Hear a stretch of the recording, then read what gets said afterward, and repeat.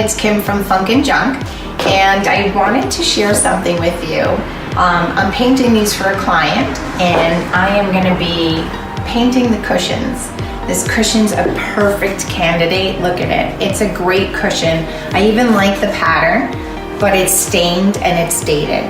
So I'm going to give this a fresh facelift. I'm going to use French linen on it, and that's it. And I'm going to paint the chairs. So stay tuned. I give a class on how to paint cushions. Bring your own chair in. We can work on it. So stay tuned to see the finale. Thanks.